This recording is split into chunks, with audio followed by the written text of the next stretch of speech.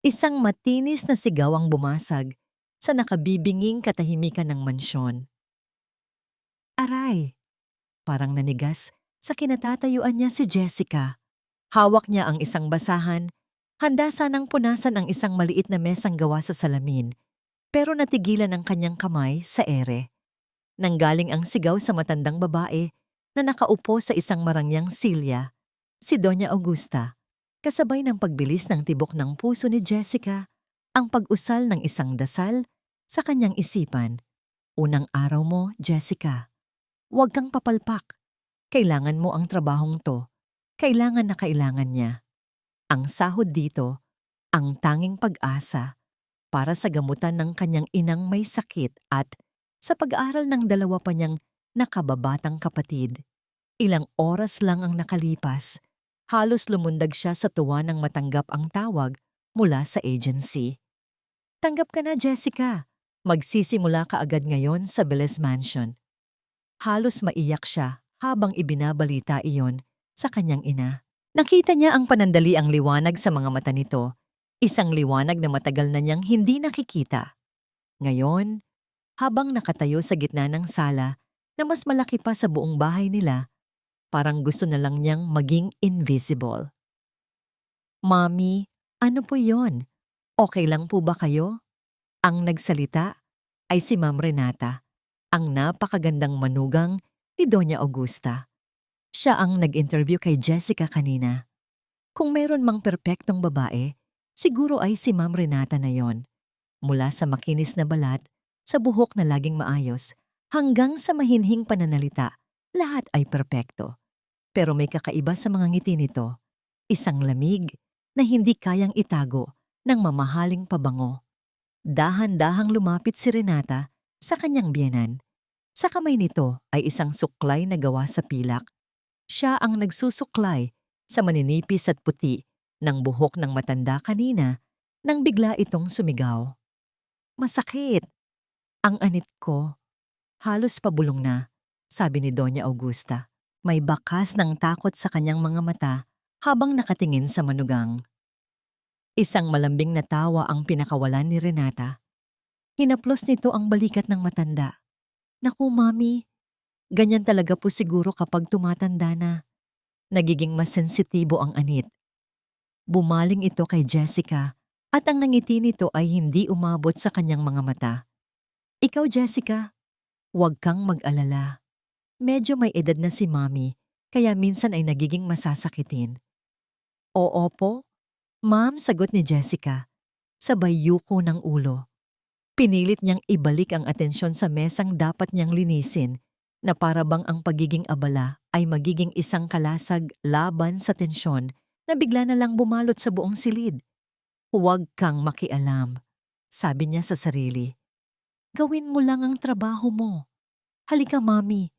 Ihatid ko na po kayo sa inyong kwarto para makapagpahinga. Malambing na sabi ni Renata. Inalalayan niya ang biyenan na tumayo. Ang pagkakahawak ni Renata sa braso ng matanda ay tila mas mahigpit kaysa sa kinakailangan. Walang nagawa si Doña Augusta kundi magpatangay. Ngunit bago sila tuluyang makalayo, saglit na nagtama ang kanilang mga mata, ang mga mata ng matandang amo at ng baguhang katulong. At sa isang iglap, nakita ni Jessica ang isang pakiusap. Isang tahimik na sigaw ng tulong na mabilis ding nawala nang ibaling ng matanda ang kanyang paningin. Naiwan si Jessica na mag-isa sa malawak na sala, ngunit pakiramdam niya ay may dalawang matang nakamasid sa kanya mula sa bawat sulok. Ang bango ng mga bulaklak sa florera ay tila napalitan ng amoy ng panganib. Mabilis na lumipas ang maghapon. Sinunod ni Jessica ang lahat ng utos. Naglinis siya ng mga bintana hanggang sa kumintab, nag-vacuum ng mga mamahaling carpet, at nagpunas ng mga muebles na mukhang mas matanda pa sa kanyang lola. Sa bawat gawain, pilit niyang iwinawaksi sa isip ang nangyari kanina. Ang kwarto ni Doña Augusta ang huli niyang nilinis. Malawak ito at elegante, pero meron itong kalungkutan. Nakasabit sa dingding ang mga litrato ng isang masayang pamilya, mga larawang kuha noong nabubuhay pa ang asawa ni Doña Augusta. Sa isang litrato, nakangiti ng malapad si Doña Augusta. Malayo sa babaeng nakita ni Jessica kanina na may bakas ng takot sa mga mata. Habang pinupunasan niya ang sahig na gawa sa Nara, sinilip niya ang ilalim ng kama para siguraduhing walang alikabok. Isang maliit na bagay na kumikinang ang nakaagaw ng kanyang pansin. Inabot niya ito, isang hairpin. Hindi ito ordinaryong hairpin. Gawa ito sa metal. At nang suriin niya ng mas malapitan, napansin niyang ang dulo nito ay tila sadyang tinulisan. Mas matulis kaysa sa karaniwan. Biglang bumalik sa isip niya ang sigaw ni Doña Augusta kanina. Ang suklay, ang buhok, ang sakit. Nanginginig ang mga kamay na itinago niya ang metal na hairpin sa kanyang bulsa. Isang malamig na kaba ang gumapang sa kanyang buong katawan. Hindi ito ordinaryong sakit ng katandaan. Mayroong mali. Mayroong napakasamang nangyayari sa loob ng mansyon na ito. Kinagabihan, hindi mapakali si Jessica sa kanilang maliit na bahay. Inilabas niya mula sa bulsa ang metal na hairpin. Sa ilalim ng mahinang ilaw ng kanilang bombilya, mas lalo itong naging mukhang kasamaan. Ang tulis sa dulo nito ay parang isang tinik na bumaon hindi lang sa anit ni Doña Augusta, kundi pati na rin sa kanyang isipan. Praning ka lang siguro, Jessica. Sabi ng isang bahagi ng kanyang utak, baka naman nagkataon lang. Pero ang pakiusap sa mga mata ng matanda, iyon ay hindi nagkataon lamang. Kinabukasan, bumalik siya sa mansyon na may bagong determinasyon. Hindi na lang siya basta tagalinis. Ngayon, isa na siyang anino na may mga matang nagmamasid. Magmamasid ako, makikinig ako. Ang pagkakataon ay dumating sa oras ng tanghalian. Nakaupo sa magkabilang dulo ng mahabang mesa sina Renata at Doña Augusta. Si Jessica ay nag-aayos ng mga florera sa gilid, kunwari abala. Pero ang kanyang buong atensyon ay nasa dalawa. "Mommy, tikman niyo po itong ginawa kong herbal tea," sabi ni Renata, habang inilalapit ang isang porselanang tasa sa biyenan. "Maganda po ito para sa inyo. Pampakalma." Nakita ni Jessica ang bahagyang pag-urong ng kamay ni Doña Augusta. Tinitigan ng matanda ang tasa na para bang lason ang laman nito. "Busog pa ako, Renata. Mamaya na lang." "Pero Mommy..." Biglang bumukas ang pinto at pumasok ang isang matangkad at makisig na lalaki. Si Henrique, ang nag-iisang anak ni Doña Augusta at ang asawa ni Renata. "My love," bati ni Renata, at ang kanyang ngiti ay biglang nagkaroon ng buhay at init. Lumapit si Henrique at hinalikan ito sa labi bago bumaling sa kanyang ina. "Hi, Mommy. How are you feeling?" Hinalikan din niya ito sa noo, ngunit halatang mas matagal ang paglalambing niya sa asawa. Napansin niya ang hindi pa nagagalaw na tiya. "Mommy naman," malamig na sabi ni Henrique. "Renata made that especially for you. She only wants what's best for you, inumin niyo na po." Sa mga salitang iyon, tila nawalan ng lakas si Doña Augusta. Walang imik niyang kinuha ang tasa at dahan-dahang ininom ang laman nito. Si Henrique ay ngumiti. Kontento na naayos niya ang maliit na gusot. Si Renata naman ay sumulyap sa direksyon ni Jessica, isang malamig at nagtatagumpay ng ngiti, ang gumuhit sa kanyang perpektong mukha. Naramdaman ni Jessica ang pag-init ng kanyang pisngi. Isang klase ng galit at hiya ang gumapang sa kanya. Hiya dahil wala siyang magawa. Mamayang hapon, habang naglilinis siya sa pasilyo sa labas ng kwarto ng matanda, arinig niyang bahagyang bumukas ang pinto. Dumating ang pribadong nurse ni Doña Augusta. Sumilip si Jessica sa maliit na siwang. Nakita niyang sinusuri ng nurse ang blood pressure ng matanda. Ang boses ni Doña Augusta ay mahina at nanginginig. "Ang ulo ko, parang may libu-libong karayom na tumutusok," narinig niyang sabi ng matanda. "Hindi ito normal," pakisabi kay Henrique. Ang nurse, isang babaeng nasa katanghalian ng edad na may malamig na ekspresyon, ay basta na lang tumango habang nagsusulat sa kanyang clipboard. Opo, Donya. Normal lang po yan sa inyong kondisyon. Sasabihin ko po kay Ma'am Renata na taasan ang dosage ng inyong vitamins. Hindi vitamins ang kailangan ko. Giit ng matanda, pero ang kanyang boses ay walang lakas. Kailangan kong makausap ang anak ko. Nang kami lang. Sige po, Donya. Magpahinga na po kayo. Sabi ng nurse na halatang hindi pinansin ang huling sinabi nito. Nagsara ang pinto. Napakuyom ang mga palad ni Jessica. Pakiramdam niya ay isa siyang manonood sa isang dula-dulaan kung saan ang lahat ay may papel na ginagampanan. At si Doña Augusta lang ang hindi nakakaalam na siya ang bida na unti-unting pinapatay. Nakatulala siya sa pasilyo. Malalim ang iniisip ng isang boses ang pumutol sa kanyang pagmumuni-muni. May problema ba, Jessica? Halos mapatalon sa gulat si Jessica. Si Renata, hindi niya namalayan, ay nakatayo na pala sa likuran niya. Tahimik na parang isang ahas. Ang ngiti sa mga labi nito ay kasing talim ng hairpin na nasa bulsa niya. Wala po, ma'am. Mabilis niyang sagot. Yumuko ulit. May naalala lang po ako. Talaga? Tinitigan siya ni Renata mula ulo hanggang paa. Pakiramdam ni Jessica ay hinuhubaran ang kanyang kaluluwa. Siguraduhin mo lang na ang inaalala mo ay ang iyong trabaho at hindi ang mga bagay na hindi mo dapat pinakikialaman. Maliwanag? Oo po, ma'am. Maliwanag po. Naglakad palayo si Renata at naiwan si Jessica na pinagpapawisan ng malamig sa kabila ng naka-aircon na mansyon. Hindi na ito pagdududa, isa na itong babala. Alam ni Renata na may napapansin siya. Kinahapunan, malapit nang matapos ang kanyang oras sa trabaho, nakita ni Jessica si Renata na naglalakad palabas, patungo sa hardin sa likod ng mansyon. May dala itong isang maliit na bayong.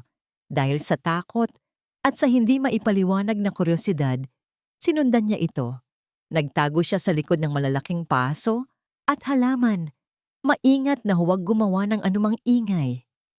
Pumasok si Renata sa isang luma at maliit na bodega na nagsisilbing imbakan ng mga gamit sa paghahardin. Dahan-dahang lumapit si Jessica.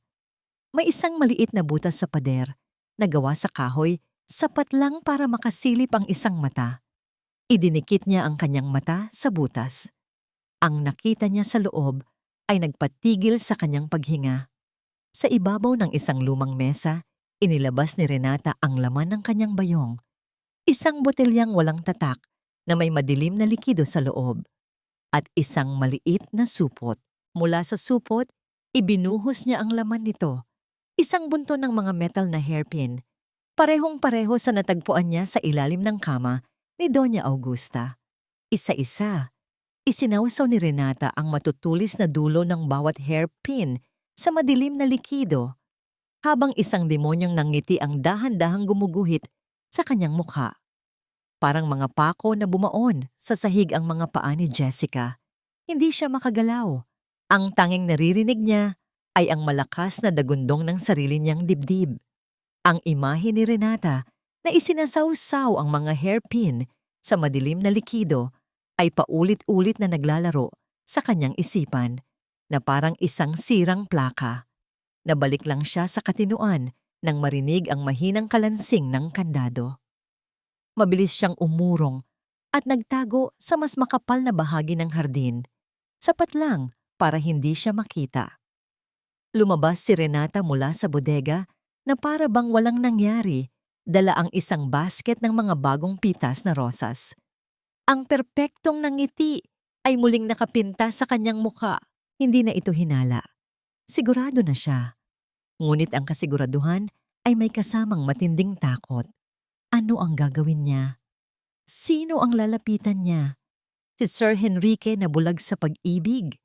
Ang mga pulis na tiyak na hindi maniniwala sa isang hamak na katulong laban sa isang respetadong ginang? Kinabukasan, pumasok si Jessica sa trabaho na may dalang bigat sa dibdib. Kailangan niyang subukan. Kailangan niyang subukang bigyan ng babala si Doña Augusta, kahit sa pinakapeligrosong paraan. Nagkaroon siya ng pagkakataon nang maabutan niya ang matanda na nag-iisa sa balkonahe, nakatulala sa malayo. Si Renata ay nasa sala, may kausap sa telepono tungkol sa isang charity ball. Ito na ang pagkakataon niya. Dala-dala ang isang basahan at sprayer, naglakad siya papunta sa balkonahe. Kunwari maglilinis ng mga pasamano. "Ma'am, maglilinis lang po." Mahina niyang paalam. Hindi lumingon si Doña Augusta. Pero nang makalapit si Jessica, sapat na para hindi marinig mula sa loob, nagsalita siya sa pinakamahinang boses na kaya niya. "Ma'am, mag-ingat po kayo." Halos hangin lang ang lumabas sa kanyang lalamunan. Sa buhok niyo po, sa mga hairpin. Nakita ni Jessica ang paninigas ng mga balikat ng matanda. Dahan-dahan itong lumingon, at sa mga mata nito ay may halong gulat at takot. Ang bibig nito ay bahagyang bumuka, pero walang salitang lumabas. Hinawakan nito ang sariling buhok, na para bang doon mismo ay may nakatusok na. "Paano?" "Nakita ko po si Ma'am Renata." Mabilis na dugtong ni Jessica. Nanginginig ang boses. May nilalagay po siya sa mga hairpin. Biglang napuno ng luha ang mga mata ni Doña Augusta. Isang butil ang pumatak sa kulubot niyang pisngi. Huli na.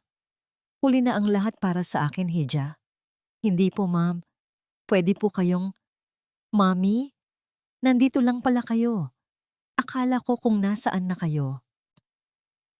Ang boses ni Renata, malambing ngunit puno ng talim, ay parang isang kidlat na gumuhit sa pagitan nilang dalawa. Biglang bumalik sa kawalan ng ekspresyon sa mukha ni Doña Augusta. Ngumiti si Renata, pero ang mga mata nito ay nakapako kay Jessica, puno ng pagbabanta. "Jessica, tapos ka na ba dyan?" tanong ni Renata habang inaakay ang biyenan papasok. "Marami ka pang gagawin sa kusina." "Opo, ma'am." Walang nagawa si Jessica kundi panoorin silang maglakad palayo. Nabigo siya. Ngayon, hindi lang siya nabigo. Inilagay pa niya ang sarili sa mas malaking panganib. Alam na niya ngayon, hindi niya kayang iligtas si Doña Augusta sa pamamagitan lamang ng salita. Kailangan niya ng ebidensya. Kailangan niyang malaman kung ano ang nasa loob ng boteng iyon. Naghintay siya ng tamang tiyempo. Kinaumagahan, sinabi ni Renata na aalis ito sandali para asikasuhin ang mga damit na idodonate para sa charity. Ito na ang pagkakataon niya. Nang makaalis ang sasakyan ni Renata, halos takbuhin ni Jessica ang daan papunta sa bodega sa hardin. Nanginginig ang kamay niyang pinihit ang sirang kandado. Bumukas ito. Sa loob, ang amoy ng lupa at mga lumang gamit ay sumalubong sa kanya. Nandoon pa rin ang bote sa ibabaw ng mesa. Kinuha niya ang isang piraso ng cotton bud mula sa kanyang bulsa. Habang nanginginig, binuksan niya ang bote. Itinubog niya ang dulo ng cotton bud sa madilim na likido.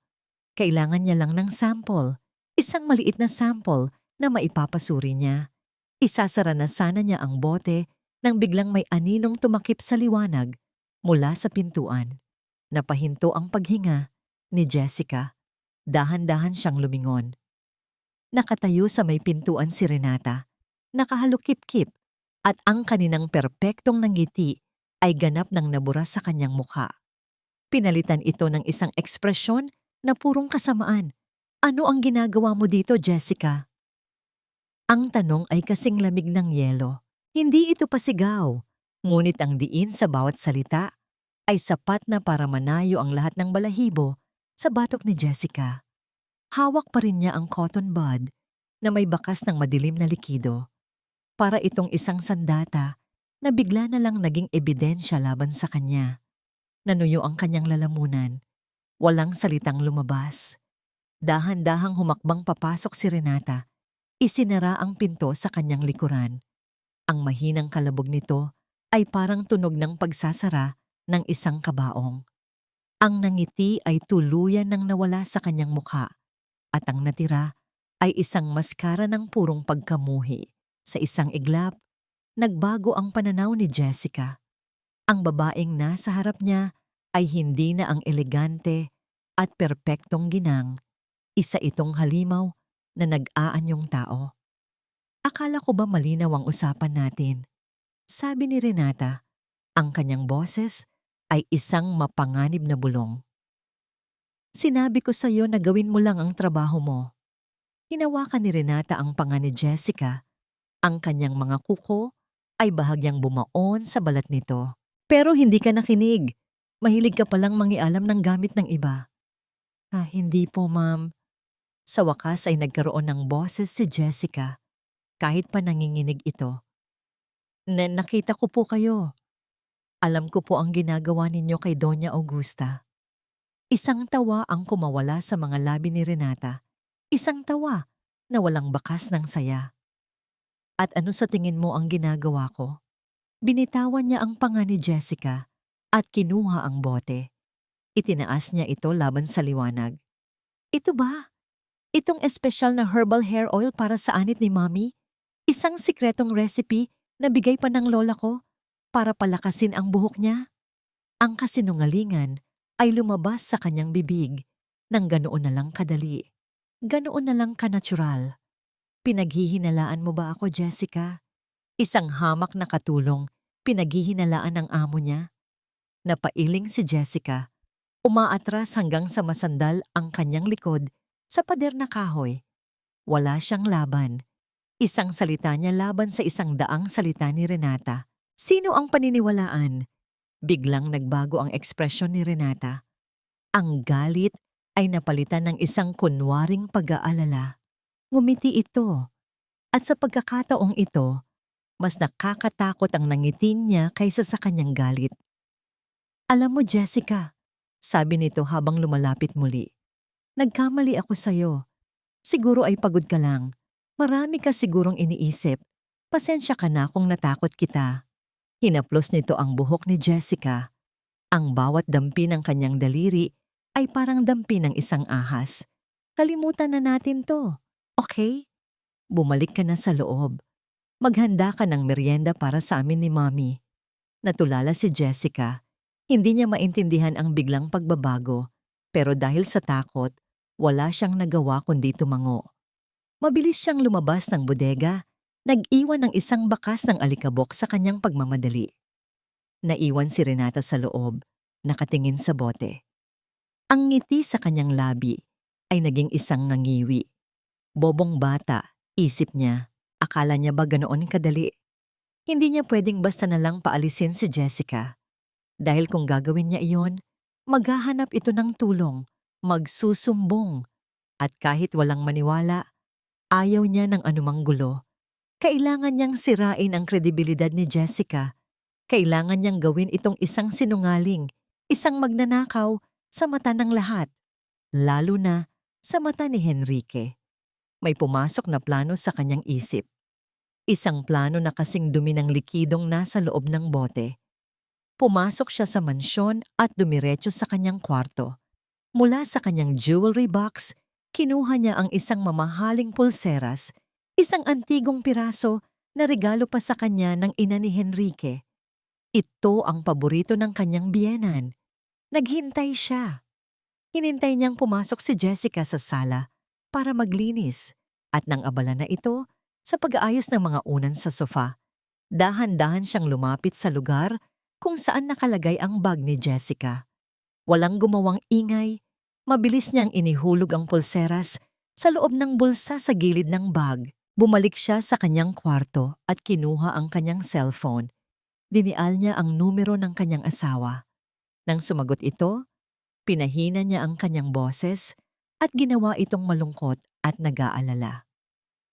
Love, pwede ka bang umuwi ng maaga mamaya? Bakit, my love? May problema ba? Tanong ni Henrique sa kabilang linya. Huminga ng malalim si Renata na para bang naghahanda para sa isang Oscar-winning performance. Hindi ko alam, pero hindi ako mapakali dito sa bahay, lalo na kay Jessica. Sabi niya, may halong hikbi sa dulo. Pakiramdam ko, may mali sa kanya. Ano ang ibig mong sabihin? Basta, umuwi ka na lang please. At saka, parang hindi ko makita yung pulseras na bigay ni Mommy, yung paborito niya. Narinig niya ang pag-aalala sa boses ng asawa. Sige, sige, pauwi na ako. Ibinaba ni Renata ang telepono. Isang perpektong ngiti ang muling sumilay sa kanyang mga labi. Ang bitag ay handa na. Nakatayo si Renata sa bintana ng kanyang silid. Tanaw ang hardin sa ibaba. Ang mga rosas ay namumukadkad, perpekto at walang bahid, katulad ng imaheng pilit niyang pinangangalagaan sa loob ng maraming taon. Sa kanyang isipan, ang bawat talulot ng mga rosas na yon ay binili ng bawat kasinungalingan, bawat pagkukunwari, at bawat patak ng lason na inihanda niya. Ang bobong batang iyon, muling sabi niya sa kanyang isip. Habang inaalala ang takot sa mga mata ni Jessica kanina sa bodega. Isang ngiwi ang gumuhit sa kanyang labi. Hindi galit ang nararamdaman niya, kundi inis. Isang matinding pagkainis na maihahalin tulad sa pakiramdam kapag may isang ipis na gumagapang sa iyong perpektong malinis na sahig. Kailangan itong durugin. Agad. Naalala niya ang kanyang sariling kabataan, ang amoy ng kanal sa kanilang estero, ang kumakalam na sikmura, ang mga damit na pinaglumaan ng iba. Naalala niya ang mga tingin ng pag-aalinlangan mula sa mayayamang pamilya noong una niyang nakilala si Henrique. Nakita niya sa mga mata nila ang parehong tingin na nakita niya sa mga mata ni Doña Augusta. Isang tingin na nagsasabing, "Hindi ka nababagay dito." Ipinangako niya sa kanyang sarili na hinding-hindi na siya babalik sa putik na yon. At si Doña Augusta, kasama ang matalas nitong dila at mapanuring mga mata, ang huling hadlang sa kanyang ganap na tagumpay at seguridad. Ang katulong na yon, si Jessica. Isang maliit na bato sa kanyang dinadaanan. Isang bato na kailangan niyang sipain ng napakalayo para hindi na muling bumalik. Ang pag-alis lang dito ay hindi sapat. Kailangan niyang wasakin ang pangalan nito. Kailangan niyang gawin itong isang halimbawa. Isang babala sa sino mang susubok na manghimasok sa kanyang mga plano. Ang pulseras, iyon ang perpektong pain. Alam niyang sentimental yon kay Henrique dahil bigay iyon ng kanyang ina. Ang pagnanakaw sa bagay na yon ay hindi lang krimen, kundi isang personal na atake sa kanilang pamilya. Isang pagtataksil na hindi mapapatawad ni Henrique. Narinig niya ang ugong ng sasakyan ni Henrique sa labas. Eksakto sa oras, huminga siya ng malalim. Pinakawalan ng lahat ng galit at inis at ipinalit ang isang maskara ng pagkabalisa at kalungkutan. Pinisil niya ang kanyang mga mata hanggang sa bahagya itong mamula. Nang pumasok si Henrique sa kanilang silid, sinalubong niya ito ng isang mahigpit na yakap. "My love, buti dumating ka," sabi niya. Ang kanyang boses ay bahagyang nanginginig. "Anong nangyari? Bakit ka umiiyak?" Tanong ni Henrique, hinahaplos ang kanyang likod. "Hindi ko alam. Kinakabahan ako, Henrique," sabi niya habang nakasubsob ang mukha sa dibdib nito. "Kanina, nakita ko si Jessica na lumabas galing sa bodega sa hardin. Nang tanungin ko kung anong ginagawa niya doon, parang nataranta siya. At ngayon, hindi ko na makita yung pulseras." Kumunot ang noo ni Henrique. "Baka naman kung saan mo lang nailagay, my love." Sana nga ganoon lang." Umiyak siya.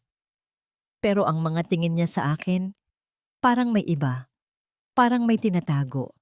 Nakita niya ang pagbabago sa ekspresyon ng kanyang asawa mula sa pag-aalala para sa kanya, naging pagdududa ito para kay Jessica. Ang lason ay nagsisimula ng kumalat. "Hayaan mo, kakausapin ko siya," sabi ni Henrique. "Huwag, nakakahiya." Pigil niya. "Paano kung nagkakamali lang ako? Ayokong mapahiya siya." Ito ang huling patibong. Ang kanyang pag-aatubili ay magmumukhang kabutihang loob na lalong magpapatibay sa paniniwala ni Henrique na siya ang biktima. "No, Renata, kailangan nating malaman ang totoo. Mariing sabi ni Henrique, kung walang katotohanan, hihingi ako ng tawad. Pero kung mayroon, hindi ko to palalampasin. Hinawakan ni Henrique ang kamay niya. Halika. Habang bumababa sila sa hagdanan, nakita nila si Jessica sa sala, abala sa pag-aayos ng mga magazine sa center table. Ang puso ni Renata ay kalmado. Siya ang direktor ng dulang ito. Alam niya ang bawat linya, ang bawat eksena, at ang magiging katapusan. Nang makita sila ni Jessica, bahagya itong yumuko. Sir, ma'am. Jessica, seryosong sabi ni Henrique, pwede ka ba naming makausap sandali? Nakita ni Renata ang pagkalito sa mukha ng katulong. Oo po, sir. My love, sigurado ka ba dito? Bulong ni Renata. Sapat lang para marinig ni Jessica. Isa pang pag-arte, hindi siya pinansin ni Henrique. Tumingin ito ng diretso kay Jessica. Nawawala ang isa sa mga alahas ni Renata. Isang pulseras. Nakita mo ba? Po? Hindi po, sir. Wala po akong nakita. Mabilis na sagot ni Jessica. Ang kanyang mga mata ay nanlalaki sa gulat. Sigurado ka? Tanong ni Henrique. Ang kanyang boses ay nagiging mas matigas. Opo, sir. Hinding-hindi po ako magnanakaw. Sa gilid ng kanyang paningin, nakita ni Renata si Doña Augusta na lumabas mula sa kanyang silid na marahil ay narinig ang pagtataas ng boses ni Henrique. Nakatayo ito sa may pasilyo. Nagmamasid, mas maganda. Isang karagdagang manonood para sa pagbagsak ni Jessica. Pasensya ka na, Jessica, pero kailangan naming makasiguro. Sabi ni Henrique. Pwede ba naming tingnan ang bag mo? Dito na nagsimulang mamuo ang luha sa mga mata ni Jessica. Sir, wala po talaga. Kung wala, edi walang problema, di ba? Giit ni Henrique. Tumayo si Renata sa likod ng kanyang asawa. Ang kanyang muka ay nagpapakita ng awa at pagkabalisa. Ngunit sa loob-loob niya, nagagalak siya. Ito na ang huli at pinal na eksena. Sige na, my love, tama na yan, sabi niya. Baka naman. Pero bago pa niya matapos ang kanyang sasabihin, si Henrique na mismo ang lumapit at kinuha ang bag ni Jessica na nakasabit sa isang silya. Henrique, huwag, sigaw ni Renata na para bang sinusubukan niyang pigilan ang isang bagay na siya mismo ang nagplano. Ibinuhos ni Henrique ang laman ng bag sa ibabaw ng mesa. Nahulog ang isang payong, isang pitaka, isang suklay, at ilang candy. At kasama ng mga ito, kumalansing sa ibabaw ng makintab na mesa, ang isang gintong pulseras na may kumikinang na mga diamante. Natahimik ang buong silid. Ang tingin ni Henrique kay Jessica ay puno ng galit at pagkadismaya. Si Jessica naman ay nakatitig sa pulseras. Ang kanyang muka ay isang blangkong papel na pinunit. Mula sa pasilyo, narinig ni Renata ang mahinang paghikbi ni Doña Augusta. Ngumiti si Renata sa kanyang isipan. Checkmate. Ang kalansing ng pulseras sa ibabaw ng mesa ay umalingaw-ngaw sa pandinig ni Henrique na parang isang malakas na sampal. Sa isang iglap, lahat ng pagdududa niya ay naglaho. Pinalitan ito ng isang malamig at matigas na galit. Ang babaeng nasa harap niya, na kanina lang ay mukhang inosente at kaawa-awa, ay isa palang ahas. Isang magnanakaw na pinapasok niya sa sarili niyang pamamahay. Ano to, Jessica? Tanong niya. Ang kanyang boses ay kalmado, ngunit puno ng panganib. Itinuro niya ang pulseras na kumikinang sa ilalim ng ilaw ng chandelier. Napatitig si Jessica sa pulseras, pagkatapos ay sa mukha ni Renata at sa wakas kay Henrique. Ang kanyang bibig ay bumubuka at sumasara, pero walang tunog na lumalabas. Para siyang isang isda na iniahon mula sa tubig, nag-aagaw hininga. Hindi sa akin yan. Sa wakas ay nausal niya. Ang kanyang boses ay basag. Hindi ko alam kung paano yan napunta dyan. Ipinapangako ko po, sir. Talaga? Sarkastikong sabi ni Henrique. Kusalang tumalon ang pulseras sa loob ng bag mo? Si Ma'am Renata po. Pakana niya po ito. Desperadong sigaw ni Jessica. Itinuturo si Renata. May masama po siyang ginagawa kay Doña Augusta. Yung mga hairpin, may lason po yon. Nagulat si Henrique sa biglaang akusasyon. Tumingin siya sa kanyang asawa. Nakita niya si Renata na napahawak sa dibdib. Ang mga mata nito ay nanlalaki na para bang nasaksihan nito ang isang karumaldumal na krimen. Luha ang nagsimulang mamuo sa mga mata nito. Henrique, bakit? Bakit niya sinasabi iyan? Umiiyak na tanong ni Renata. Anong nagawa ko sa kanya? Ang pag-iyak ni Renata ang nagselyo sa kapalaran ni Jessica. Para kay Henrique, ito ang huling patunay. Sino ang paniniwalaan niya? Ang kanyang maganda, mabait, at mapagmahal na asawa? O ang katulong na kahuhuli lang sa pagnanakaw at ngayon ay nag-iimbento ng mga kasinungalingan para iligtas ang sarili? Tumigil ka na, marising sabi ni Henrique kay Jessica. Ang bawat salita ay may bigat. Huwag mo nang idamay pa ang asawa ko sa kasinungalingan mo. Pero totoo po ang sinasabi ko. Pagmamakaawa ni Jessica, ang luha ay tuluyan ng bumuhos sa kanyang mga pisngi. Sir, maniwala po kayo sa akin. Hinawakan ni Henrique ang braso ni Renata at inilapit ito sa kanya na para bang pinoprotektahan ito mula sa mga salita ni Jessica. Ang kapal ng mukha mo, matapos kang bigyan namin ng trabaho at tiwala. Ganito pa ang isusukli mo? Sa gitna ng kaguluhan, nakita ni Jessica si Doña Augusta na nakatayo pa rin sa may pasilyo. Ang matanda ay nakatingin sa kanya. Ang mga mata nito ay puno ng awa at kawalan ng magawa. Nagtama ang kanilang mga paningin at sa mga mata ng matanda. Nakita ni Jessica ang kumpirmasyon ng lahat. Ngunit kasama nito ang isang pader ng takot. Takot kay Renata. Takot sa sarili niyang anak. Walang sinabi si Doña Augusta. Dahan-dahan itong tumalikod at pumasok muli sa kanyang silid. Isinasara ang pinto. Sa pagsara ng pintong yon, gumuho ang huling pag-asa ni Jessica. Pakiusap, sir. Huling subok niya. Ang kanyang boses ay halos isang bulong na lang. Pero si Henrique ay hindi na nakikinig. Kinuha niya ang bag ni Jessica mula sa mesa at marahas na inabot ito sa kanya. Kunin mo yan, malamig niyang utos. Umalis ka na. Huwag ka nang magpapakita pa dito. Ang mga salita ay parang mga punyal na tumusok sa puso ni Jessica. Bawat isa, umalis ka na. Huwag ka nang magpapakita.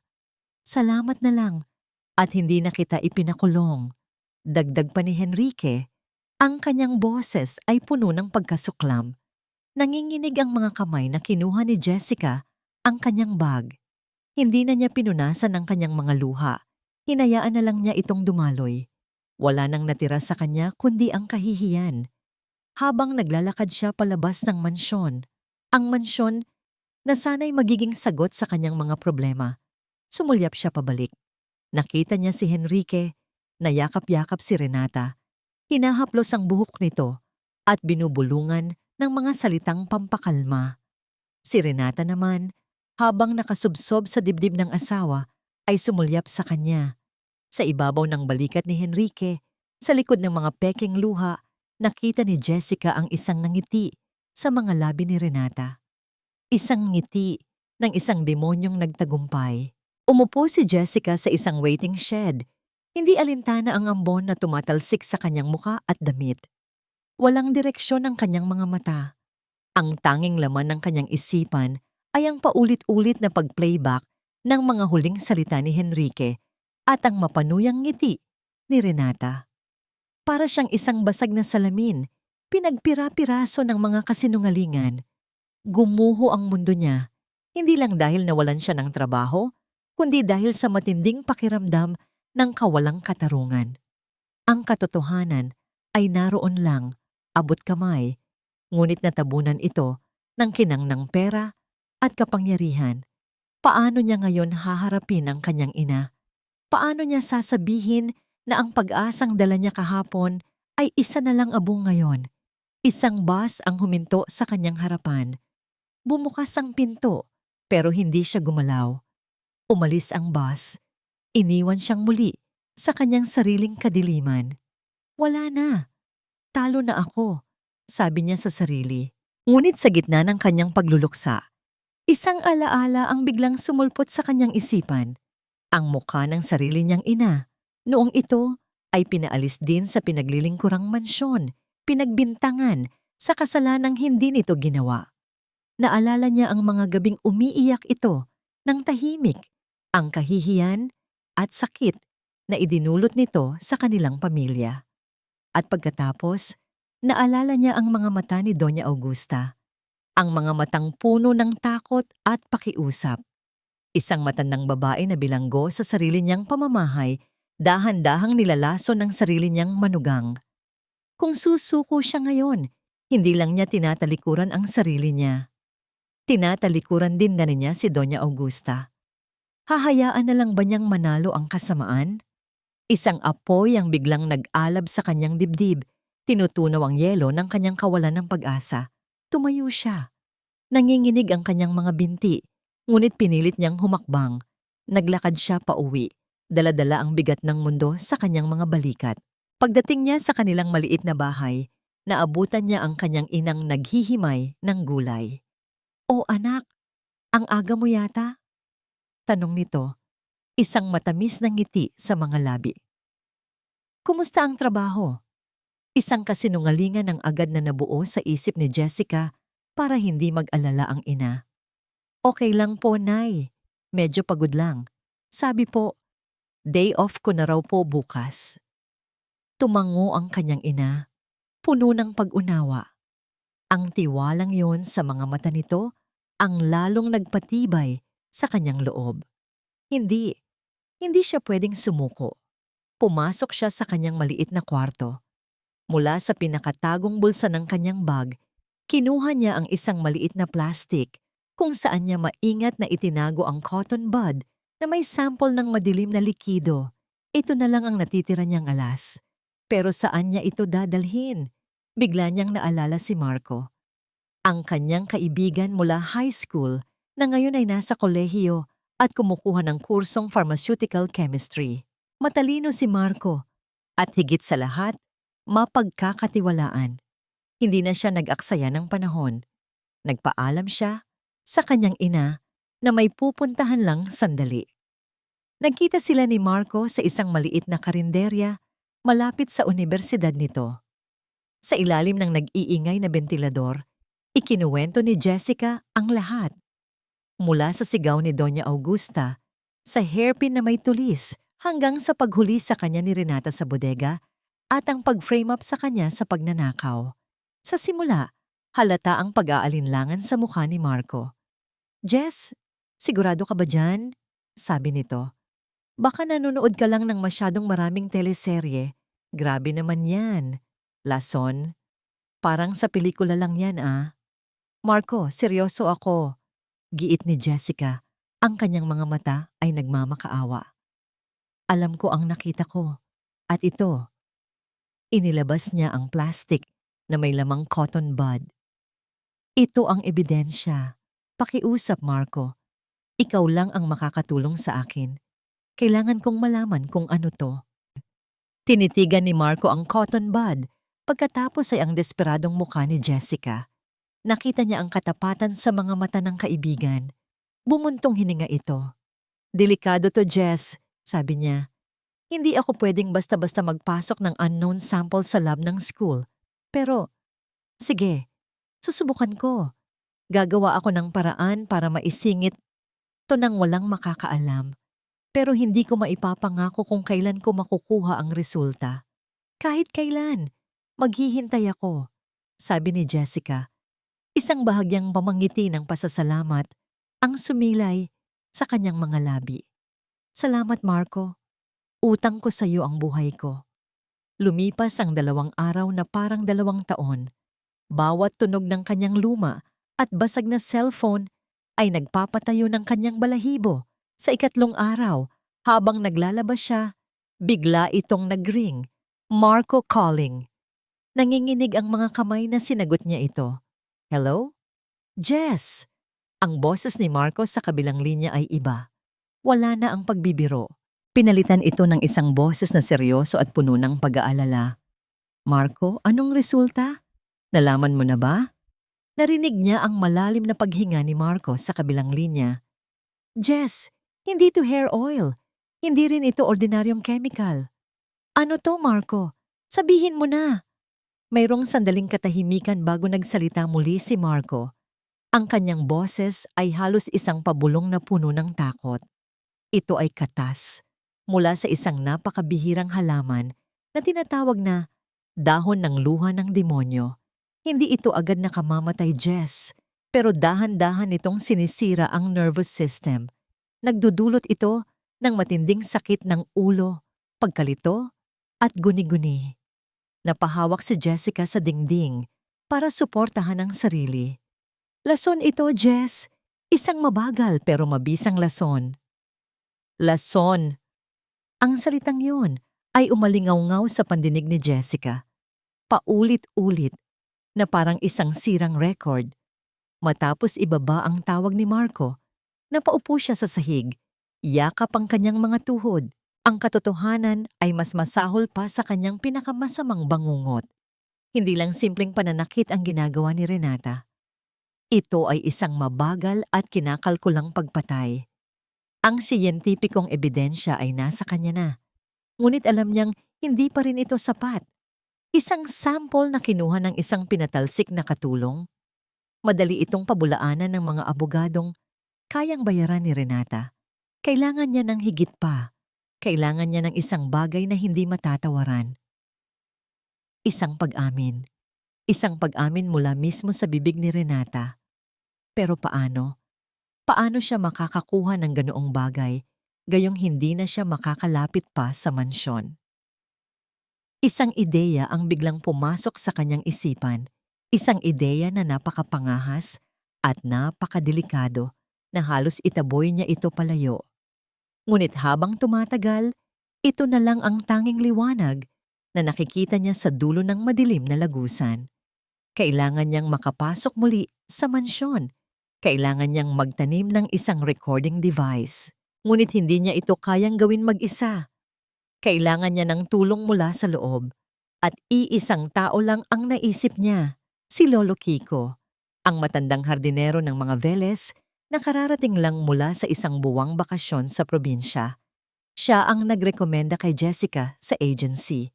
Mabait si Lolo Kiko at matagal nang naninilbihan sa pamilya mula pa noong nabubuhay ang dating amo. Alam ni Jessica na masama rin ang loob nito kay Renata, na madalas itong tratuhin na parang basura.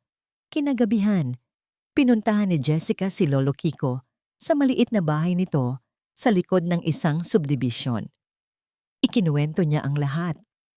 Hindi siya nagsinungaling o nagtago ng anumang detalye. Inilabas niya ang lahat ng sama ng loob, takot, at determinasyon niya.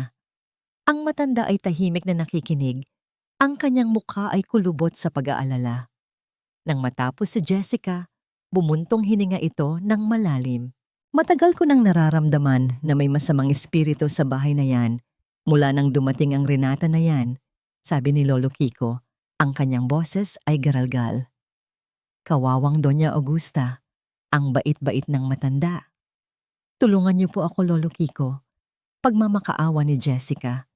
Kailangan ko lang pong makapasok sa loob. Kahit 10 minuto lang, itatanim ko lang po ito. Ipinakita niya ang isang maliit na voice recorder na binili niya gamit ang huling-huli na niyang ipon. Nag-alinlangan ang matanda. Delikado yan, Hija. Paano kung mahuli kayo? Mas delikado po kung wala tayong gagawin, giit ni Jessica. Ang kanyang mga mata ay nag-aapoy. Handa na po akong harapin ang panganib para po kay Doña Augusta. Nakita ni Lolo Kiko ang determinasyon sa mukha ng dalaga. Dahan-dahan itong tumango. Mayroon pa akong kopya ng susi sa pinto sa likod, malapit sa kusina. Bihira iyong gamitin. Sa hating gabi, kapag tulog na ang lahat, doon tayo dadaan. Kinabukasan, sa pinakamadilim na oras ng gabi, Isinagawa nila ang kanilang plano. Ang bawat kaluskos ng mga dahon at tahol ng aso sa malayo ay nagpapatalon sa puso ni Jessica. Tahimik nilang binuksan ang pinto sa likod at nakapasok sa loob ng mansyon. Ang mansyon na pamilyar sa kanya sa umaga ay naging isang halimaw sa dilim. Ang mga anino mula sa mga muebles ay tila mga kamay na handang dumakma sa kanya. Sinundan niya si Lolo Kiko paakyat sa ikalawang palapag. Bawat hakbang sa malawak na hagdanan ay isang pagsubok sa kanyang tapang. Dito ang kwarto nila, bulong ni Lolo Kiko. Itinuturo ang isang pinto sa dulo ng pasilyo. Mag-iingat ka, Hija. Magbabantay ako dito sa labas. Tumango si Jessica. Huminga siya ng malalim bago maingat na pinihit ang seradura. Hindi ito nakalock. Dahan-dahan siyang pumasok sa loob. Ang tanging liwanag ay nagmumula sa siwang ng kurtina. Sapat lang para maaninag niya ang malaking kama kung saan mahimbing na natutulog ang mag-asawang Henrique at Renata. Halos hindi siya humihinga habang naglalakad papunta sa vanity table ni Renata. Ito ang perpektong lugar. Maraming gamit dito si Renata. Hindi nito mapapansin ang isang maliit na dagdag na bagay. Mabilis niyang idinikit ang maliit na recorder sa ilalim ng mesa, sa likod, kung saan hindi ito madaling makikita. Nang matapos, dahan-dahan siyang tumalikod para umalis. Ngunit sa kanyang pag-ikot, bigla siyang natigilan. Gumagalaw si Henrique sa kama. Nag-iba ito ng posisyon, umikot paharap sa direksyon niya. Napahinto ang mundo ni Jessica. Ang kanyang puso ay tumigil sa pagtibok. Isang maling galaw, isang maliit na ingay, at tapos na ang lahat. Nakatayo lang siya roon, hindi gumagalaw, na parang isang estatwa sa dilim, nagdarasal sa lahat ng santo na huwag sanang magising ang natutulog na higante. Ilang segundo na, parang isang kawalang hanggan ang lumipas bago muling humimbing si Henrique. Nakahinga ng maluwag si Jessica, dahan-dahan na parang isang magnanakaw, umatras siya palabas ng kwarto. Okay na, bulong niya kay Lolo Kiko. Mabilis ngunit tahimik silang bumaba at lumabas ng mansyon. Nang makalayo na sila, doon lang muling nakahinga ng normal si Jessica. Nagawa niya. Kinabukasan, bumalik siya sa isang waiting shed sa tapat ng subdibisyon, nagmamasid mula sa malayo. Ang plano ay hintayin niyang umalis si Henrique para sa trabaho at si Lolo Kiko sa kanyang pagdidilig sa hardin ay kukunin ang recorder at iiwan ito sa isang nakatagong lugar para makuha niya. Ilang oras siyang naghintay.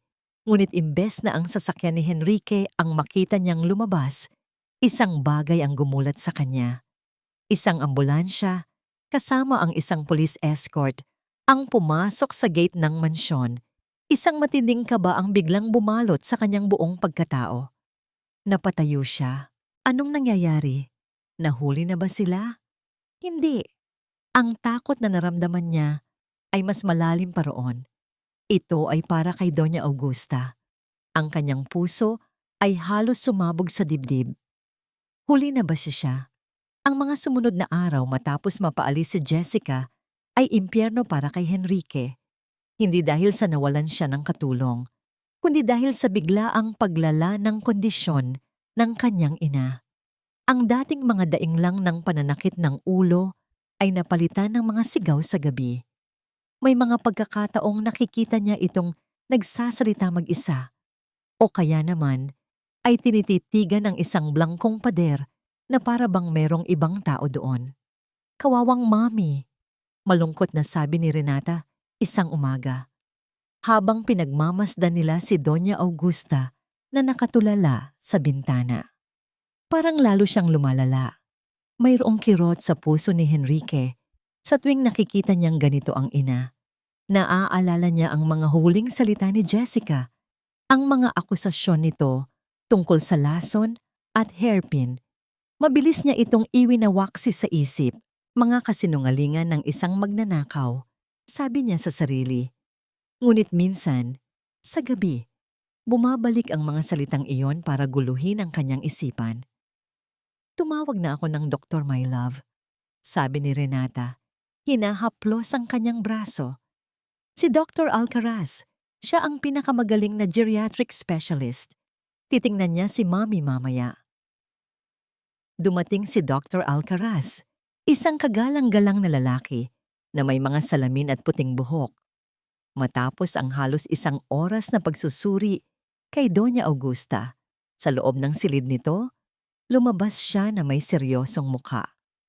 Mr. Velez, panimula niya, ikinalulungkot kong sabihin, pero ang demensya ng inyong ina ay nasa advanced stage na. Ang kanyang mga hallucination at pag-uusap ng mag-isa. Ito ay mga senyales na hindi na siya kayang alagaan ng maayos dito sa bahay. She needs professional, round-the-clock care. Ang mga salita ng doktor ay parang isang mabigat na martilyo na pumukpok sa dibdib ni Henrique. Ano? Ano po ang ibig ninyong sabihin, Doc? I'm recommending na i-admit na natin siya sa isang magandang nursing home, paliwanag ng doktor. Doon, mababantayan siya ng husto para na rin ito sa kanyang sariling kaligtasan. Gumuho ang mundo ni Henrique. Ang kanyang ina, sa isang nursing home? Gagawin natin ang lahat para kay Mommy, my love, sabi ni Renata. Niyakap siya. Kung iyon ang pinakamabuti para sa kanya, kailangan nating tanggapin. Pumasok si Henrique sa silid ng ina. Naabutan niya itong nakahiga. Ang mga mata ay nakapikit, ngunit halatang hindi natutulog. Umupo siya sa gilid ng kama at hinawakan ang kamay nito. Mommy. Dahan-dahang iminulat ni Doña Augusta ang kanyang mga mata. Mayroong kakaibang linaw sa mga ito. Isang linaw na matagal nang hindi nakikita ni Henrique. Henrique? Anak, mahinang sabi nito. Hinigpitan nito ang hawak sa kanyang kamay. Huwag kang maniwala sa kanila. Mami, magpahinga po kayo, sabi ni Henrique. Pinipigilan ng sariling luha. Ang hairpin, yung mga tinik sa buhok ko. Pagpapatuloy ng matanda, ang kanyang boses ay naging mas apurado. Si Jessica, nagsasabi siya ng totoo. Anak, iligtas mo ako. Niyakap ni Henrique ang ina. Shh, Mami, nanaginip lang po kayo. Pagod lang po kayo. Para sa kanya, ito ay isa na namang produkto ng nagugulo nitong isipan. Ang mga salita ng doktor ay mas matimbang, mas makatotohanan. Kinabukasan, dumating ang ambulansya. Habang inilalabas ng mga mediko si Doña Augusta na nakasakay sa isang wheelchair, ang tanging nagawa ni Henrique ay manood. Ang puso niya ay durog na durog.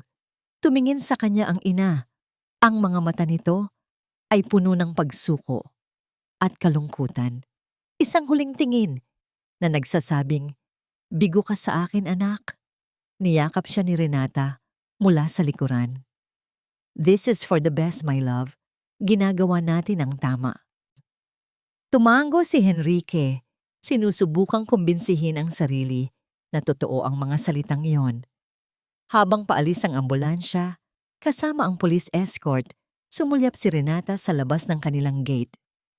Mula sa malayo, sa waiting shed sa kabilang kalsada, naaninag niya ang isang pamilyar na figura, si Jessica.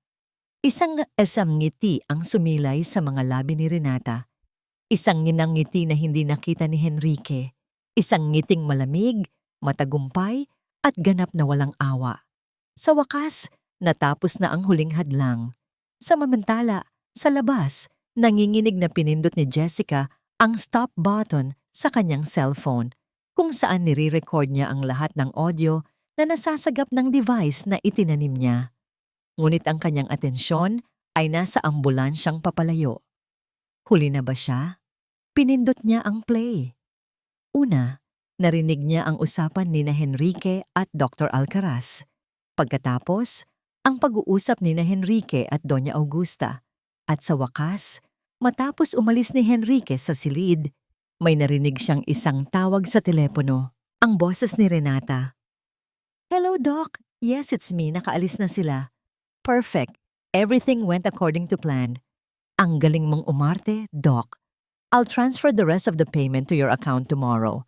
Sa wakas, malapit nang matapos ang pagpapanggap na ito. Malapit ko nang makuha ang lahat. Napatigil sa paghinga si Jessica. Hindi lang ang pag-amin ni Renata ang nakuha niya. Nakuha niya ang lahat.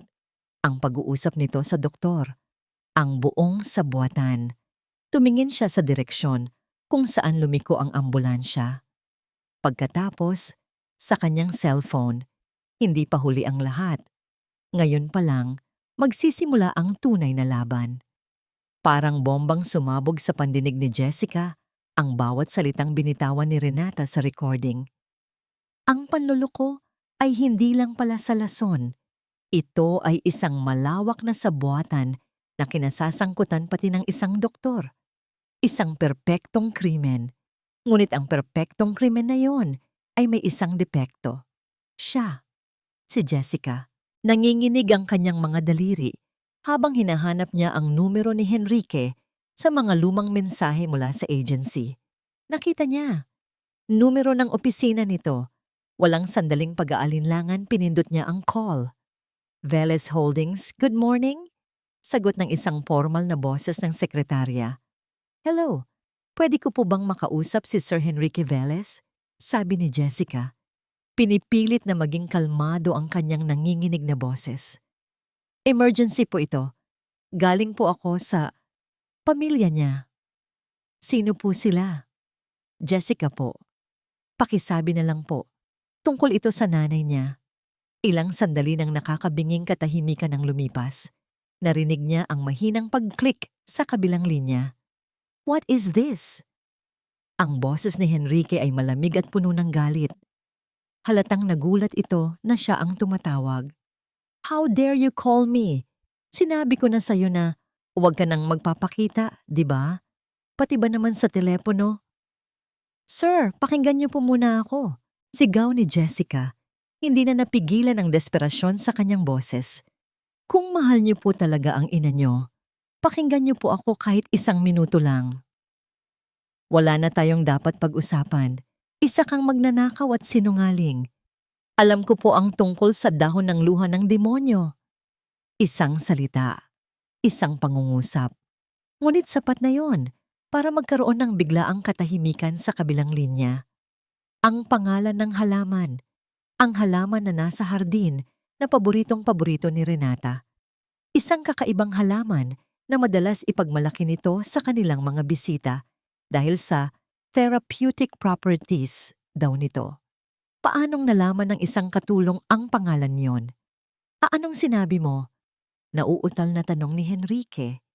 Iyan po ang inilalagay ni Ma'am Renata sa mga hairpin na itinitusok niya sa anit ni Doña Augusta. Dire-diretsong sabi ni Jessica. Isa po itong lason, sir. Dahan-dahan itong sinisira ang isip ng nanay niyo para palabasin na nababaliw na siya. That's absurd! Nagsisinungaling ka! Sigaw ni Henrique, ngunit ang kanyang boses ay may bahid na ng pag-aalinlangan. Hindi po ako nagsisinungaling, sir. Sabi ni Jessica, mas matatag na ngayon. May ebidensya po ako. Isang recording. Recording? Anong ka pinagsasabi mo? Sir, hindi ko po kayang ipaliwanag lahat sa telepono. Pakinggan niyo na lang po ito. Gamit ang isa pang lumang telepono na dala niya, mabilis niyang pinutol ang isang bahagi ng audio, ang pinakamalinaw at pinakakakilakilabot na parte. Ang pag-uusap ni Renata at ng doktor. Ipinadala niya ito bilang isang voice message sa numero ni Henrique. Pinadala ko na po, sir. Pakinggan niyo po. Sa kabilang linya, narinig ni Jessica ang mahinang pag-click. Pagkatapos ay katahimikan. Isang mahabang, mabigat na katahimikan. Hinihintay niya ang pagsabog, ang galit, ang pagtanggi. Ngunit ang narinig niya ay isang mahinang tunog. Isang tunog ng isang taong biglang nahirapang huminga. Hello, Doc? Yes, it's me. Ang galing mong umarte, Doc.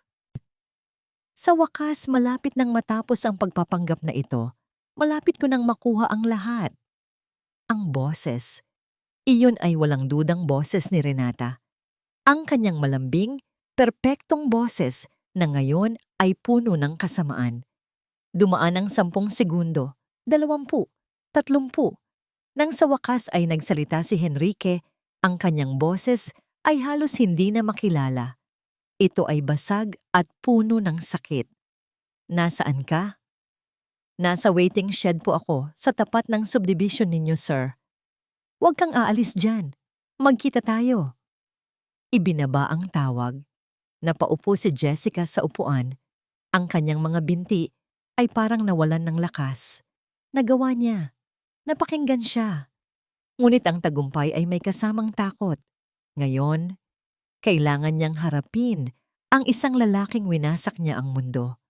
Isang lalaking malalaman na ang babaeng pinakamamahal niya ay ang demonyong sumisira sa kanilang pamilya.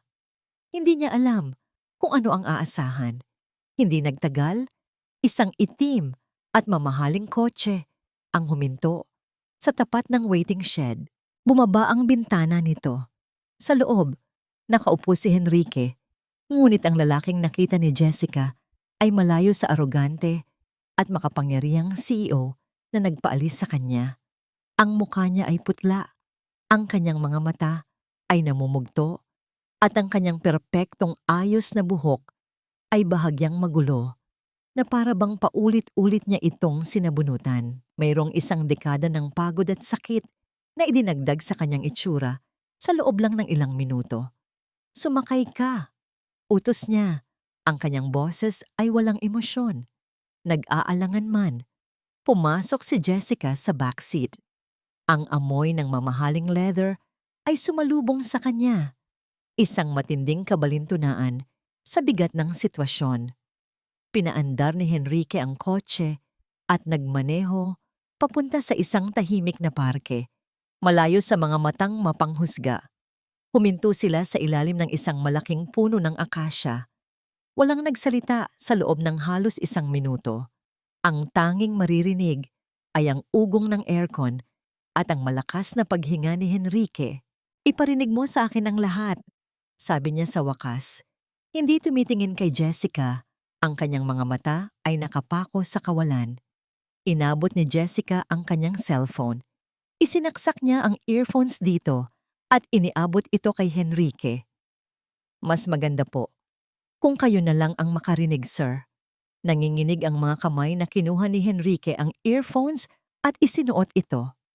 Pinindot ni Jessica ang play. Pinanood niya ang reaksyon ni Henrique habang pinapakinggan nito ang buong recording. Ang una ay ang pag-uusap ni Henrique at Dr. Alcaraz at nakita ni Jessica ang pagkunot ng noo nito. Pagkatapos ay ang pag-uusap nila ng kanyang ina, ang pagmamakaawa nito na hindi niya pinakinggan. Isang butil ng luha ang pumatak mula sa mata ni Henrique at gumulong sa kanyang pisngi. At sa wakas, ang tawag sa telepono ni Renata. Nakita ni Jessica ang pagbabago sa mukha ni Henrique. Ang kalituhan ay naging pagkabigla. Ang pagkabigla ay naging sakit. At ang sakit ay dahan-dahang naging isang purong nag-aapoy na galit. Ang kanyang mga kamay ay naikuyom ng napakahigpit na namuti ang mga buko nito. Ang kanyang panga ay nagtiim. Nang matapos ang recording, tinanggal niya ang earphones. Hindi siya nagsalita. Tinitigan lang niya ang dashboard na para bang sinusubukan niyang iproseso ang katotohanang winasak nito ang lahat ng pinaniniwalaan niya. Mula pa sa simula, bulong niya sa sarili. Lahat, kasinungalingan. Bumalik sa kanyang isipan ang lahat ng maliliit na bagay na binaliwala niya. Ang mga biglaang pagbabago ng mood ng ina sa tuwing nandyan si Renata. Ang mga pagkakataong ayaw nitong kumain o uminom ng anumang inihanda ng asawa. Ang mga pakiusap nito na makausap siya ng sarilinan. Mga pakiusap na lagi niyang tinatanggihan dahil sa abala siya sa trabaho o dahil ayaw niyang masaktan ang damdamin ni Renata. Bawat alaala ay isang saksak sa kanyang puso. Ang bawat pagbaliwala niya ay isang pako sa krus na pinapasan ngayon ng kanyang ina. Ikinuwento ni Jessica ang lahat, mula sa unang araw niya, sa sigaw ni Doña Augusta, sa hairpin, sa bodega, sa pag-frame up sa kanya. Hindi siya nagdagdag, hindi rin siya nagbawas. Ang tanging dala niya ay ang hubad na katotohanan. May resulta rin po ako ng pagsusuri sa likido. Dagdag niya at ipinakita ang text message mula kay Marco. Binasa ito ni Henrique. Dahon ng luha ng demonyo. So totoo nga. Isang tawa ang kumawala sa kanyang bibig. Isang tawa na walang saya, puno ng sakit at kabiguan. Tawa ng isang taong ganap na nawasak. Napakagaling niya. Napakagaling niyang artista. At ako ang pinakabobo niyang manonood. Humarap siya kay Jessica sa unang pagkakataon. Ang galit sa kanyang mga mata ay napalitan ng isang bagay na mas malalim, isang matinding pagsisisi. Patawarin mo ako, Jessica, sabi niya. Ang kanyang boses ay basag. Sa lahat ng sinabi ko, sa lahat ng ginawa ko, patawarin mo ako. Wala po yun, sir, sagot ni Jessica. Ang mahalaga po ngayon ay si Doña Augusta. Ang pagbanggit sa pangalan ng kanyang ina ay parang isang mitsyang nagpasiklab sa determinasyon ni Henrique. Ang sakit sa kanyang mga mata ay napalitan ng isang malamig at matigas na resolusyon. Ang lalaking durog ay biglang naglaho. Ang natira ay isang anak na gagawin ng lahat para itama ang isang karumal-dumal na pagkakamali. Tumango siya, pinunasan ang kanyang mga luha. Kinuha niya ang kanyang cellphone. Kailangan ko nang umuwi, sabi niya. Ang kanyang boses ay kalmado na ngayon, ngunit may nakatagong panganib. Anong gagawin niyo po, sir? Tumingin siya kay Jessica at sa mga mata nito, nakita niya ang isang bagong Henrique, isang taong hindi na muling magpapabulag. Haharapin ko ang demonyo sa pamamahay ko. Bumalik sila sa subdibisyon. Bago bumaba si Jessica, muli siyang nagsalita. Maghintay ka lang sa tawag ko, Jessica. At maraming salamat. Pinaandar niya ang kotse at pumasok sa gate.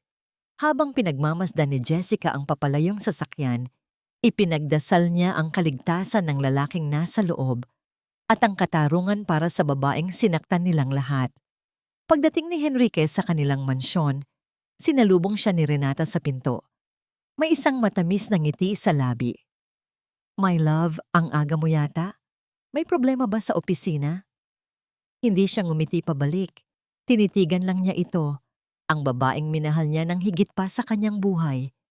Ang babaeng pinagtaksilan siya sa pinakamasamang paraan.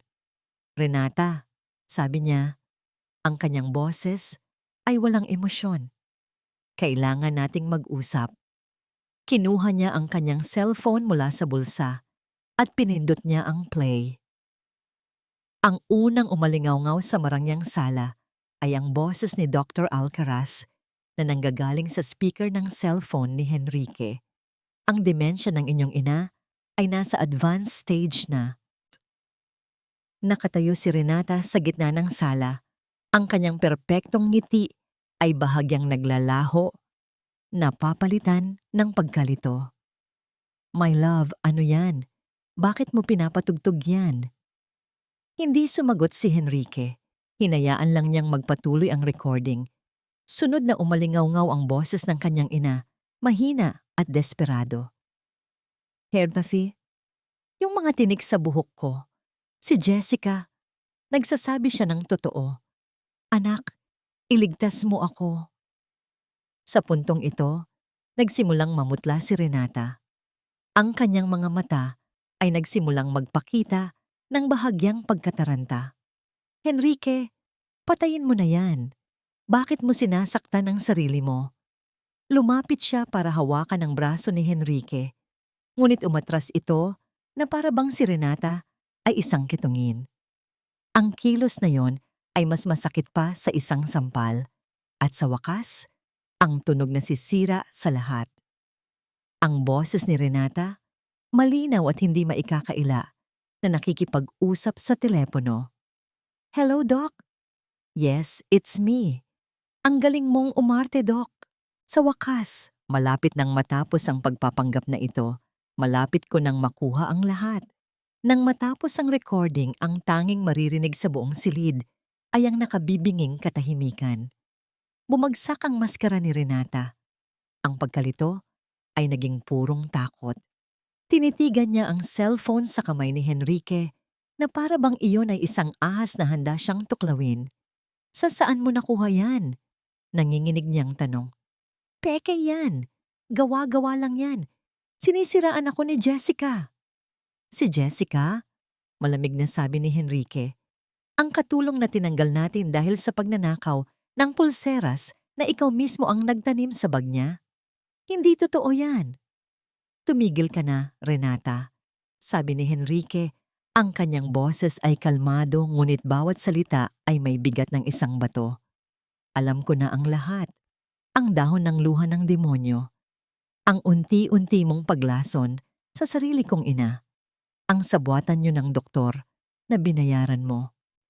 Ang bawat katotohanang binitawan ni Henrique ay parang isang bala na tumatama kay Renata. Umatras siya ng umatras hanggang sa masandal siya sa isang pader. Wala na siyang mapupuntahan. Bigla, nagbago ang kanyang diskarte. Ang takot ay napalitan ng mga luha. Ang demonyo ay muling nagsuot ng maskara ng isang anghel. "Henrique, my love, pakinggan mo ako." Humagulgol siya, lumuluhod sa sahig. "Ginawa ko lang yon dahil mahal na mahal kita. Ang nanay mo, ayaw niya sa akin. Mula pa sa simula, tinuring niya akong basura. Gusto niya tayong paghiwalayin. Natakot ako, Henrique. Natakot akong mawala ka sa akin." Pinanood lang siya ni Henrique. Walang bakas ng awa sa kanyang mga mata. "Dahil sa takot mo, halos patayin mo ang nanay ko?" "Hindi. Hindi ko siya papatayin. Gusto ko lang siyang pahinain para hindi na niya tayo guluhin." Patuloy siya sa kanyang pag-arte. "Manilawa ka sa akin, my love. Patawarin mo ako. Magbabago ako." Huli na ang lahat, Renata. Nang makita ni Renata na ang kanyang mga luha ay wala ng epekto, ang kanyang malungkot na muka ay biglang nagbago.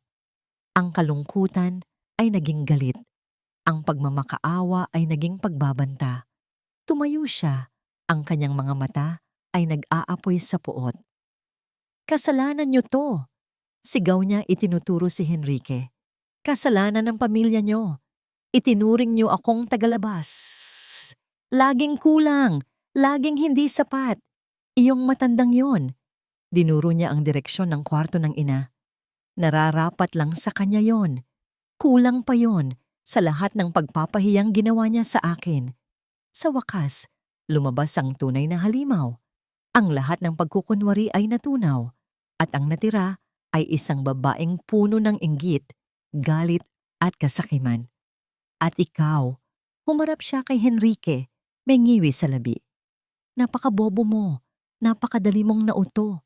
Sa lahat ng ito, ikaw ang pinakakaawa-awa, Henrique." "Tapos ka na ba?" Mahinahong tanong ni Henrique.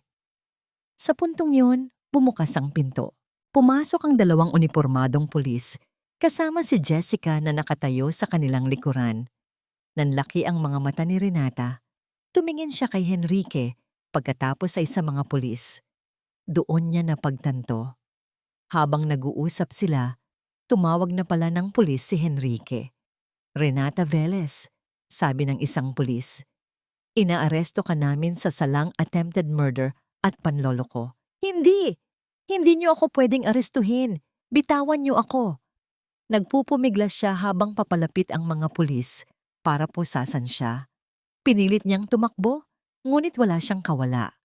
Habang pinuposasan ang kanyang mga kamay sa likod, ang babaeng minsang kinilala bilang pinakaelegante sa alta sosyedad ay isa na lang nagwawalang kriminal. Bago siya tuluyang ilabas, huminto siya at tiningnan si Henrique sa huling pagkakataon. Ang kanyang mga mata ay puno ng purong lason. Sana mabulok kayong mag-ina. Iyon ang kanyang huling mga salita bago siya kinaladkad palabas ng mansyon, palayo sa buhay na kanyang ninakaw at winasak. Naiwan si Henrique sa gitna ng sala, napapaligiran ng mga basag na piraso ng kanyang buhay. Napatingin siya kay Jessica, ang babaeng nagligtas sa kanila. Walang salitang namutawi, isang tango lang ng pasasalamat at pagsisisi. Ang sayaw ng demonyo ay tapos na. Ngayon, ang mahabang proseso ng paghilom ay kailangan ng magsimula. Lumipas ang 3 buwan. Ang iskandalo ng pamilya Velez ay naging laman ng mga balita sa loob ng ilang linggo. Ngunit tulad ng lahat ng bagay, unti-unti rin itong nalimot ng publiko. Si Renata, kasama si Dr. Alcaraz, ay nilitis at napatunayang nagkasala. Nahaharap sila sa mahabang taon ng pagkakakulong. Ang hustisya, kahit mabagal, ay dumating. Sa isang pribadong silid sa ospital, dahan-dahang binabasa ni Henrique ang isang libro ng mga tula para sa kanyang ina. Si Doña Augusta ay nakaupo sa isang silya malapit sa bintana, nakatingin sa hardin sa labas. Ang kanyang buhok ay nagsisimula ng tumubong muli at bagamat meron pa ring bakas ng pinagdaanan sa kanyang mga mata, ang takot ay napalitan na ng kapayapaan. Isinara ni Henrique ang libro. "Pagod na po ba kayo, Mami?" Umiling si Doña Augusta at lumingon sa kanya. Isang maliit ngunit tunay na ngiti ang sumilay sa mga labi nito. Isang nangiting matagal na niyang hindi nakita. "Salamat, anak." Hindi na nila kailangang pag-usapan pa ang nangyari. Ang kanilang mga kilos na ang nagsasalita. Bawat araw, pagkatapos ng trabaho, dumidiretso si Henrique sa ospital. Kinakausap niya ang ina, binabasahan ng libro, o minsan, tahimik lang silang magkasamang nakaupo. Sa mga simpleng sandaling iyon, dahan-dahan nilang binubuo muli ang nasirang tiwala at pagmamahal. Kinabukasan, isang formal na imbitasyon ang natanggap ni Jessica. Isang imbitasyon para sa isang simpleng tanghalian mula kay Henrique Velez. Nagkita sila sa isang maliit at tahimik na restaurant. Ang Henrique na kaharap niya ngayon ay ibang-iba na. Wala na ang ere ng pagiging arogante. Napalitan ito ng kapakumbabaan. "Jessica," panimulan niya. "Walang salita ang makakapagsabi kung gaano kalaki ang utang na loob ko sa'yo. Iniligtas mo ang nanay ko. Iniligtas mo ako mula sa sarili kong katangahan." "Ginawa ko lang po ang tama, sir," mahinang sagot ni Jessica. "Henrique na lang," pakiusap nito. "Hindi na kita amo." Inilapag ni Henrique ang isang sobre sa mesa. "Ito, para sa'yo at sa pamilya mo. Pampaaral ng mga kapatid mo. Pampagamot ng nanay mo. Kulang pa yan, alam ko. Pero sana." Dahan-dahang itinulak ni Jessica pabalik ang sobre. "Henrique, salamat po. Pero hindi ko po matatanggap yan." Nagulat si Henrique. "Bakit? Karapatan mo yan. Ito ang pinakamaliit na magagawa ko." "Ang hustisya po para kay Doña Augusta. Iyon na po ang pinakamalaking bayad para sa akin," sabi ni Jessica. May sinseridad sa kanyang mga mata. "Pero kung gusto niyo po talagang tumulong, may isa po akong hihilingin." "Ano yon?" "Kahit ano.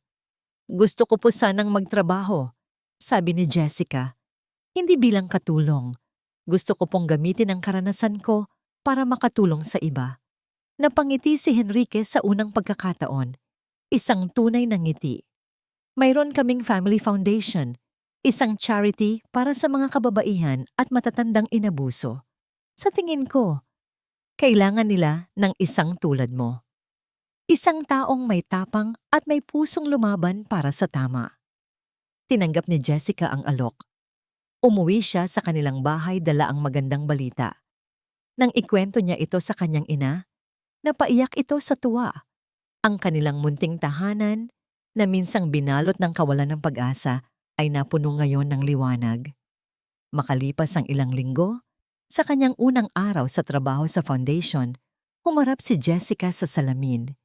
Ang nakita niya ay hindi na ang isang babaeng yumuyuko at takot magsalita. Ang nakita niya ay isang babaeng may dignidad, may lakas ng loob, at may bagong layunin sa buhay. Napangiti siya sa sariling refleksyon. Sa isang lugar, may isang matandang babae na nagpapagaling sa tulong ng nag-aalagang anak. Sa isa namang lugar, may isang babaeng nagsisimula ng bagong kabanata, handang tumulong sa mga taong minsan ay naging tulad niya. Hindi nasusukat sa yaman o kapangyarihan ang tunay na halaga ng isang tao, kundi sa tapang na ipaglaban ang tama at sa kabutihang loob na handang tumulong kahit walang hinihintay na kapalit. At sa kwentong ito, ang isang hamak na katulong na may pusong ginto ang nagpatunay na kaya niyang taluninin kahit ang pinakatusong demonyo.